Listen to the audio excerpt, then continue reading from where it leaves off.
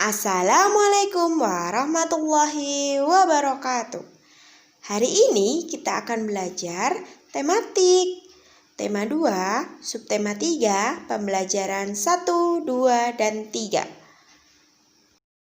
Sebelum memulai pembelajaran hari ini, mari kita membaca basmalah bersama-sama. Bismillahirrohmanirrohim. Ya, selanjutnya dengarkan penjelasan Ustadzah berikut ini. Energi yang digunakan manusia berasal dari sumber energi yang tidak dapat diperbaharui. Oleh karena itu, kita harus menghemat energi. Cara menghemat energi. Yang pertama, gunakan air secukupnya. Kedua, matikan mesin air. Ketiga, matikan peralatan listrik jika tidak digunakan. Keempat, gunakan peralatan rumah tangga yang hemat energi. Yang kelima, gunakan kendaraan bersama-sama. Keenam, kurangi penggunaan kendaraan. Yang ketujuh, mengganti dengan sumber energi alternatif. Sumber energi alternatif.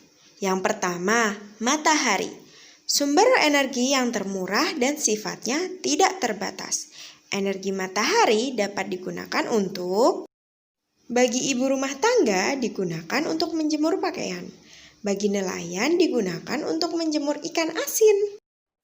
Bagi petani garam dapat digunakan untuk menjemur air laut. Selain dapat digunakan secara langsung, dapat diubah menjadi energi listrik dengan sel surya. Sel surya ini dapat digunakan di mobil untuk pengganti bahan bakar. Energi angin. Angin menyimpan energi yang besar.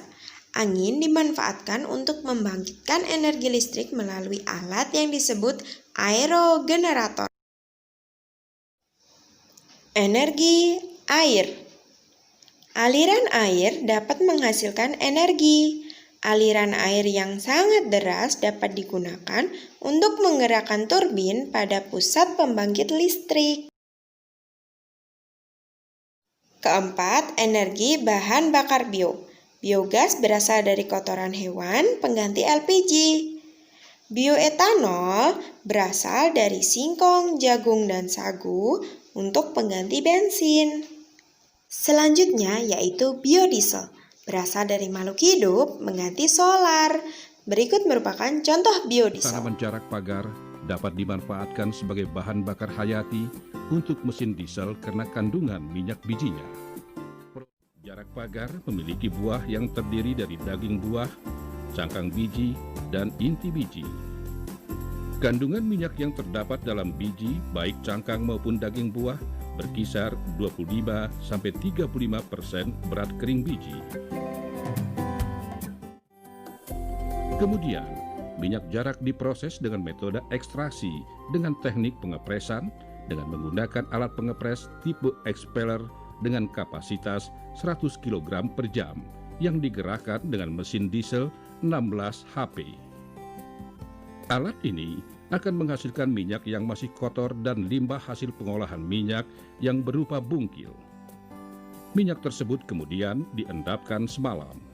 Setelah itu, dilakukan proses penyaringan minyak untuk memisahkan minyak dari kotoran.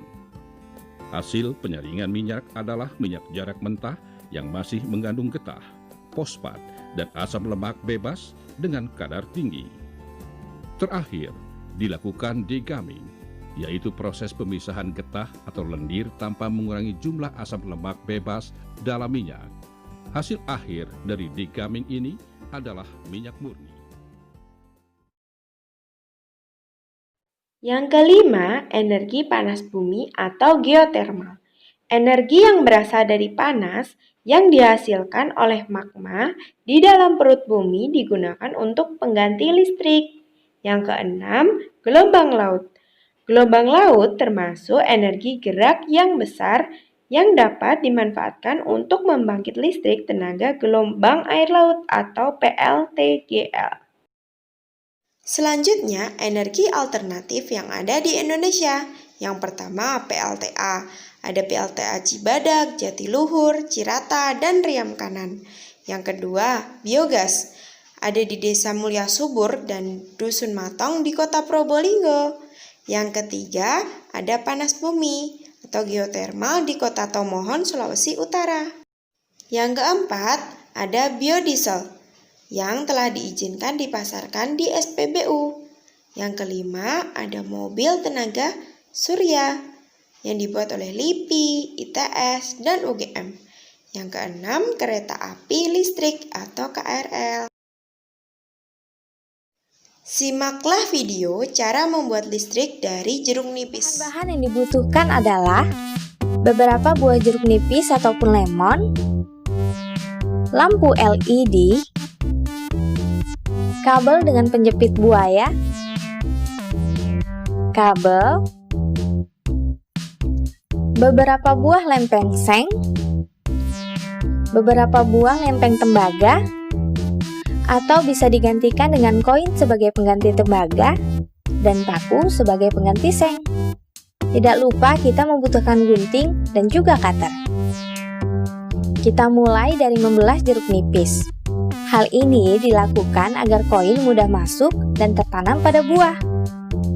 Koin ini terbuat dari tembaga yang bertindak sebagai kutub positif. Tusukkan saja paku tersebut ke badan buah. Hasilnya, sebuah jeruk nipis memiliki kutub positif dan kutub negatif yang saling berdampingan. Ulangi lagi ya terhadap buah lainnya, hingga terkumpul 4 buah jeruk nipis dengan kemampuan layaknya baterai, yakni memiliki kutub positif dan kutub negatif.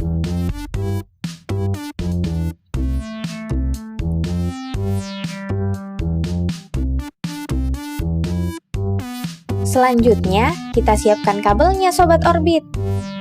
Kita buat ujung kabel dapat terhubung dengan lampu LED. Caranya, kuliti ujung kabel dengan bantuan gunting. Ingat, kulitnya saja.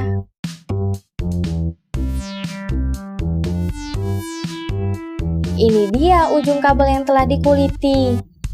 Setelahnya, kita lilitkan ujung kabel dengan kaki lampu LED.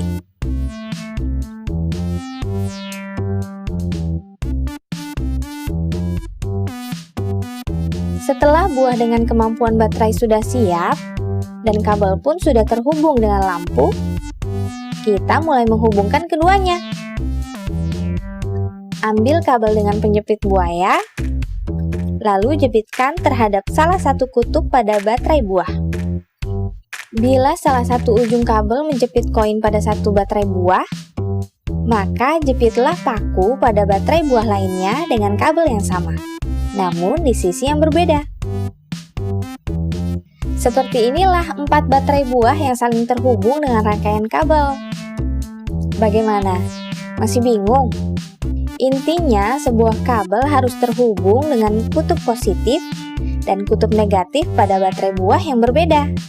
Mengerti kan? Kini adalah saat-saat yang menegangkan. Ujung kabel yang belum terhubung masih tersisa 1 loh Sobat Orbit.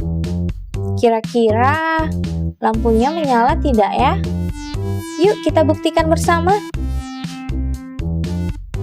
Wah, ternyata lampu menyala loh. Hanya dengan menempelkan ujung kabel dengan salah satu kutub baterai buah, lampu LED mampu menyala terang. Wah, kok bisa ya? Ternyata listrik juga dapat dihasilkan dari jeruk nipis maupun jeruk lemon. Mengapa? Karena saat rangkaian kabel dan baterai buah terhubung dengan sempurna, terjadi reaksi redoks yang spontan dalam rangkaian kabel tersebut. Redoks merupakan singkatan dari reduksi dan oksidasi, yang menjelaskan berubahnya keadaan oksidasi atom-atom dalam sebuah reaksi kimia. Oksidasi pada buah terlihat ketika buah yang segar menjadi layu. Jeruk nipis mengandung asam sitrat atau C6H8O7 yang membuat jeruk terasa masam. Nah, asam sitrat termasuk elektrolit lemah, sehingga dapat dialiri arus listrik. Sekian pembelajaran hari ini. Mari kita tutup pembelajaran hari ini dengan membaca hamdalah bersama-sama. Alhamdulillahirabbil alamin. Wassalamualaikum warahmatullahi wabarakatuh.